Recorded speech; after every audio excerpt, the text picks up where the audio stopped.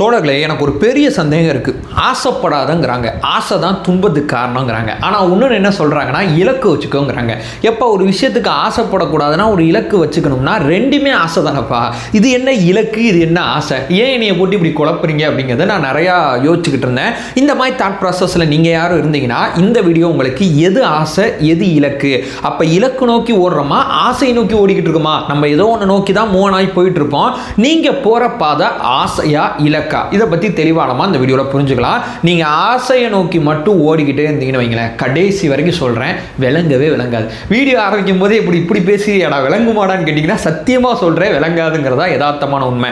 நீங்கள் ஆசையில் இருந்தீங்கன்னா இலக்கு பக்கம் வரணும், நீங்கள் இலக்கில் இருந்தீங்கன்னா நீங்கள் தெளிவாக இருக்கீங்க, இன்னும் கொஞ்சம் ஓடுங்க அப்படிங்கிற ஒரு சின்ன பூஸ்டப் தான் இந்த வீடியோ கொடுக்க போகுது. இப்போ நான் உங்கள்கிட்ட ஒரு சின்ன எக்ஸாம்பிள் சொல்கிறேன். இப்போ ஒரு நடிகர் அப்படின்னா உங்களுக்கு என்ன ஞாபகம் வரும்? அவர் ஒரு 20 படம் நடிச்சிருக்காருன்னு வச்சுங்களேன். நான் சொல்கிற நடிகர் 10 படம் ஓடிடுச்சு. இப்போ 21வது படத்தை அவர் நடிச்சுக்கிட்டு இருக்கார். இப்போ அவரை பற்றி அவர் பேர் தமிழ்நாடு முழுக்க தெரியும், எல்லாருக்குமே தெரியும் அப்படிலாம் வச்சுக்கலாமே. எல்லாமே அவருக்குன்னு ஒரு பெரிய ஃபேன் பேஸ் இருக்கும், அவர்கிட்ட ஒரு லக்ஸுரியான ஒரு லைஃப் இருக்கும், அவருக்கு ஏகப்பட்ட கட்டோடு வைப்பாங்க. எல்லா இசை வெளியீட்டு விழாவில் ஆரம்பித்து அவருடைய ஸ்பீச் பெருசாக பேசப்படும். அவர் சினிமாவில் நடிக்கிற அந்த ஆக்டிங்க்கு தேட்டரில் பயங்கரமாக கிளாப்ஸ் வரும். இந்த மாதிரி ஒரு நடிகர் நம்ம எடுத்துக்கிட்டால், நம்ம ஒரு நடிகர் ஆனால் என்னென்ன நடக்கும் அப்படிங்கிறத நம்ம யோசித்தோம்னா இந்த மாதிரி சில விஷயங்கள் யோசிப்போம். இவரை மாதிரி நடிகர் ஆகணும் அப்படின்னு மட்டும் நம்ம யோசித்தோம்னா நம்ம கட்டோடு நமக்கு பான விஷயம் பண்ணுவாங்க, அதை பண்ணுவாங்க, இதை பண்ணுவாங்க, நமக்கு நிறைய சம்பளம் கிடைக்கும் அப்படின்னு அந்த நடிகர் இடத்துல அவரை சுற்றி நடக்கிற அந்த 10 பை ப்ராடக்ட் இருக்குல்ல, அவர் நடிக்கிறதுனால கிடைக்கிற பயன்கள் இருக்குல்ல, அதை மையப்படுத்தி நம்ம ஒரு இலக்கை நிர்ணயிச்சோம்னா அது பேர் இலக்கு கிடையாது, அது பேர் ஆசை.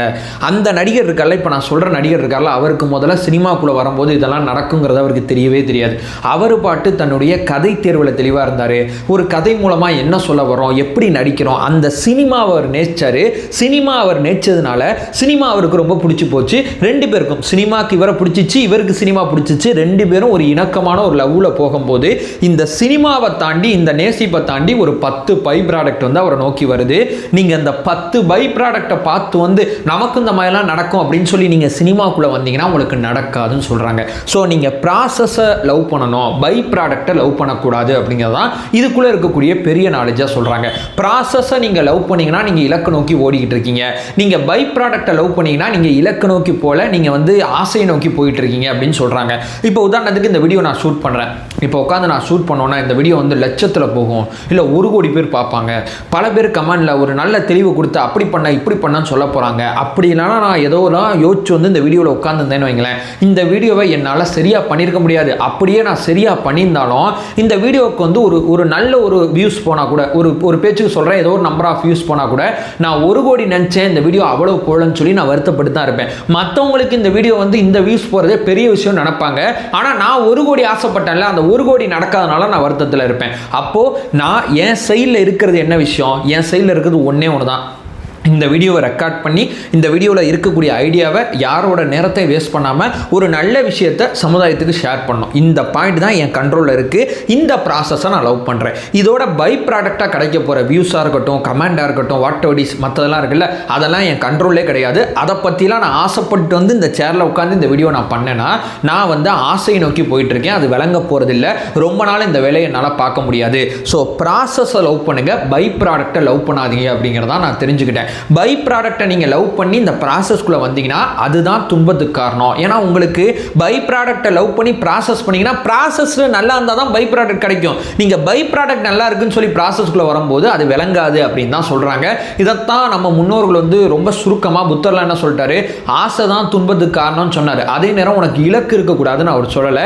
நீ இலக்குக்கும் ஆசைக்கும் உனக்கு வித்தியாசம் தெரியாதுப்பா, நீ ஆசைப்பட்டீங்கன்னா நாசமாக போயிடுவேன், ஆசையை உன்னால் அடையவே முடியாது. ஏன்னா அந்த பை ப்ராடக்ட் போய்கிட்டே இருக்கும். 10 பை ப்ராடக்ட் கிடைச்சாலும் 15 நோக்கி போகும், 15 20 நோக்கி போகும். ஆனால் நீங்கள் இந்த ப்ராசஸை லவ் பண்ணீங்கன்னு வச்சுங்களேன், இந்த வீடியோ போடுற அந்த ப்ராசஸ் இருக்குல்ல, இதை நான் பிரதானமாக லவ் பண்ணுவேன். இந்த ப்ராசஸை நான் லவ் பண்ணும்போது எனக்கு இதில் 10 பேர் பார்த்தாலும் சரி, 100 பேர் பார்த்தாலும் சரி, 1000 பேர் பார்த்தாலும் சரி, ஒரு வீடியோ போடலாட்டி சரி, ஒரு வீடியோ போனாலும் சரி, இன்னைக்கு என்னுடைய ப்ராசஸை நான் பண்ணி முடிச்சிட்டேன். அவ்வளோதான்.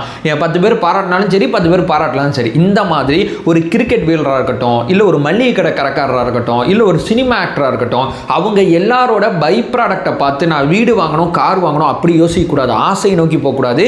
இந்த ப்ராசஸ் ஏதோ ஒரு வேலை செய்வீங்கல்ல, அந்த வேலையை நேசிங்க, ஆட்டோமேட்டிக்காக வீடு கிடைக்கும், ஆட்டோமேட்டிக்காக கார் கிடைக்கும். அந்த வேலையை எவ்வளோ லவ் பண்ணுறீங்களோ அவ்வளோ தூரம் பார்த்தீங்கன்னா உங்களுக்கு எல்லாமே கிடைக்கும். ஏன்னா வேலைங்கிறது என்ன, சொசைட்டிக்கு இப்போ உங்கள் பேர் வந்து ஒரு எக்ஸ்ன்னு இருக்கலாம், ஒய்ன்னு இருக்கலாம், உங்களோட கான்ட்ரிபியூஷன் என்ன அப்படிங்கிறது தான் ஒரு வேலை. இப்போ நான் இருக்கேன், நான் சொசைட்டிக்கு ஒரு கான்ட்ரிபியூஷன் பண்ணுறேன், வேற ஒருத்தர் வேற ஒரு கான்ட்ரிபியூஷன், அவர் வேற ஒன்று, எல்லாருமே ஒன்றா பண்ண மாட்டாங்க, ஒவ்வொருத்தவங்களும் ஒவ்வொன்றா பண்ணுவாங்க. அந்த பண்ணுற ஒன்று பிடிச்சி பண்ணுறோமா, பண்ணுற ஒன்று நல்லா இருக்குதா, நல்லா இருக்கும் போது நீங்கள் எவ்வளோ தூரம் நல்லா பண்ணுறீங்களோ அந்த சொசைட்டி உங்களுக்கு பை ப்ராடக்டாக அவ்வளவு கொடுக்கும். நீங்கள் ரொம்ப கம்மியாக பண்ணிங்கனாலும் அதே நேரம் நீங்கள் நேர்ச்சி பண்ணிங்கனாலும் நீங்கள் நிம்மதியாக இருப்பீங்க.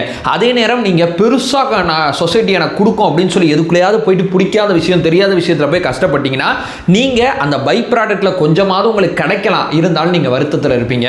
ஸோ சுருக்கமாக தெளிவாக நான் சொல்லணும்னா வேலையை லவ் பண்ணுங்க, பை ப்ராடக்டை லவ் பண்ணாதீங்க. பை ப்ராடக்ட் இன்னைக்கு கிடைக்கும், கிடைக்காம போகும், நாளைக்கு 10 கிடைக்கும், நாளைக்கு மறுநாள் 15 கிடைக்கும், அதுக்கப்புறம் கீழே லோவில் போகும், அதுக்கப்புறம் பயங்கர அப்பில் போகும். இந்த மாதிரி பை ப்ராடக்ட் மாறிக்கிட்டே இருக்கும். ஆனால் ப்ராசஸ் இருக்குல்ல, உங்களுக்கும் அந்த வேலைக்குமான ப்ராசஸ் இருக்குல்ல, அது என்றைக்குமே குறையாது ஐயா. இதுதான் இலக்கு, இதுதான் ஆசை.